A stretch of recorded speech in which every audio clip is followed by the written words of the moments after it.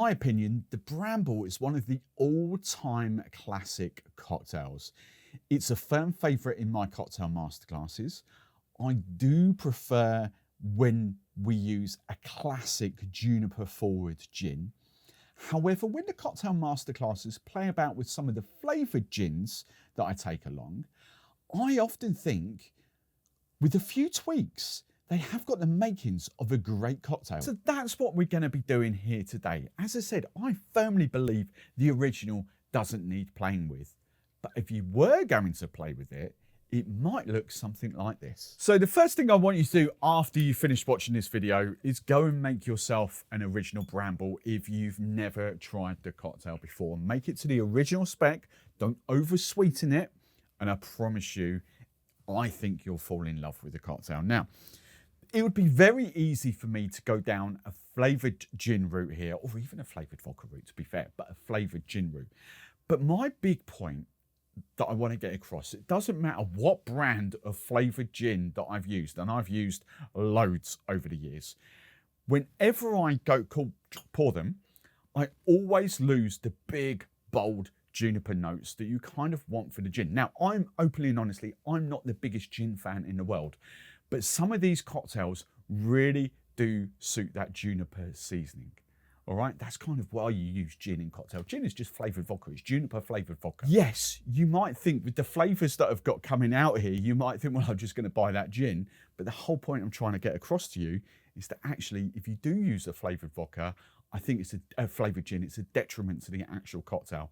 Always stick to a classic juniper forward. So I've just got Citadel here from my French friends at Maison Ferrand, 60 ml, 2 ounces, double bubble. And to labour that point even more, yes, this is rhubarb coming out. Yes, there are a plethora of rhubarb and ginger gins, rhubarb gins available here in the UK, but not one of them will deliver on those big, bold juniper notes that I've ever tasted. In my mind, classic juniper forward gin coupled with a rhubarb liqueur is always going to make a better rhubarb flavoured gin than an actual rhubarb flavoured gin. All right, that's just my opinion. All right.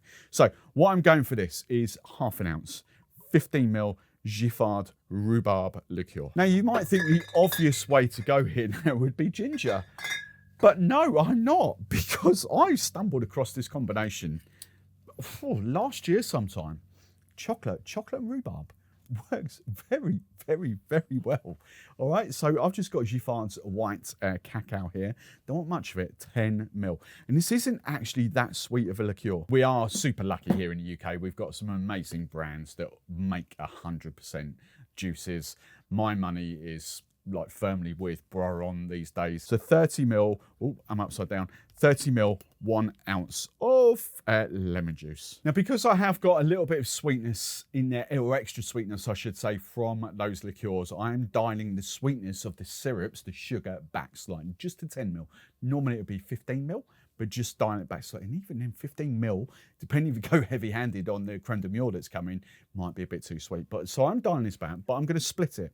I'm going to go 5 ml of agave and then 5 ml bar spoon of sugar. And the reason I've done that is I just think agave, a full 10 ml of agave is just a bit too rich for this cocktail. Yes, I'm going to bring my 20% saline solution out again. For those of you who don't know, 20 grams of sea salt or rock salt to 80 grams of water gives you a 20% saline solution. It doesn't make your cocktail salty, it just elevates the flavors, especially fruit flavors. All right, so 5 drops. So double old-fashioned glass, nearly 13 ounces, bit of crushed ice, just strain over the top. Pack your glass full of even more crushed ice. And then we're just going for 10 ml of the creme de mure. Hopefully we'll get this on the close-up. There you go, you just see that bleeding through the cocktail now. And then garnish-wise, sometimes I often go sprig of rosemary, to be fair. I think rosemary works really well, but the constant is always blackberries. And I've got dried blackberries here from Frona. Now, if you like my style of cocktails, I've got a free PDF ebook that you can download where I'll show you how to riff up 10 of my favourite cocktails. The link to get that will be in the description of this video, or you can click the link in the pinned comment. That is delightful. It is so, so good. It is such a good cocktail. And I'm sort of reticent saying that because I'm not the biggest gin fan. and really not. But sometimes gin just works beautifully in cocktails. It really does. And the Bramble is a great example of that.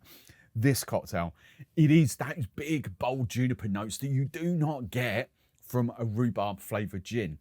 You get the rhubarb that still comes through there. But I really love the chocolate. 10ml is not, it's not loads. But you just get that 10ml just coming through there, and it's fantastic. Chocolate and berry, chocolate and rhubarb just works so well. I have to say, I really love the sort of split agave sugar syrup vibe in there.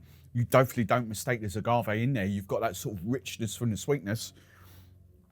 It's just delicious. I'd say the saline, because I don't actually use that in traditional Brambles on cocktail masterclasses. So this is a cocktail I do drink and taste a lot, like every single week.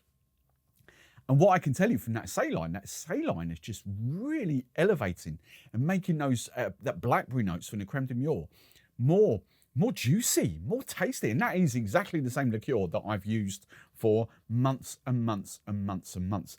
All of a sudden, it's just like, whoa, that's really good. Now let's talk about directions that you would take this cocktail in. So I always ask for feedback. I want you guys to dive into the comments.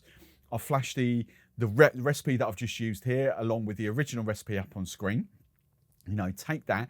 How would you riff up the original recipe? I've got a few versions ready to go here. Obviously, the big rhubarb, the flavour that complements rhubarb with gin is rhubarb and ginger. So obviously I could swap that chocolate note for ginger, but I really love that chocolate note in there. I really do. That would be a great alternative. Honey with those sort of notes would be a very good alternative as well.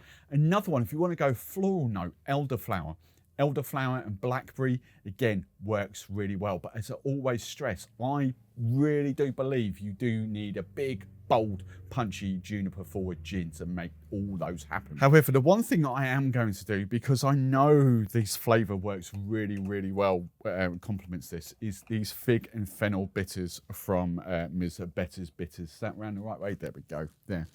So you've done it recently. Would these work in the cocktail? Yes, I think they would. But what I really love to do is there's just these amazing little sprit cap. I'm just going to do 2, maybe 3 spritzes on top there. Already the bold fig notes are coming through there already over the top. But then you've got that little subtle hint of fennel, that little anise kind of thing, flavour.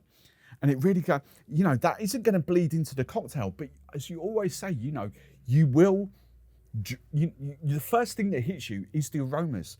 And now you've got this really inviting, oh, what's that going on? Now, if you like me and my style of content, make sure you hit that subscribe button so you don't miss any of my future videos. And talking of future videos, I'm aware that I've given rum a little bit of a wide berth in the last sort of couple of weeks.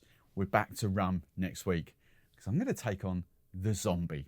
We're going to have fun with the big, bold monster.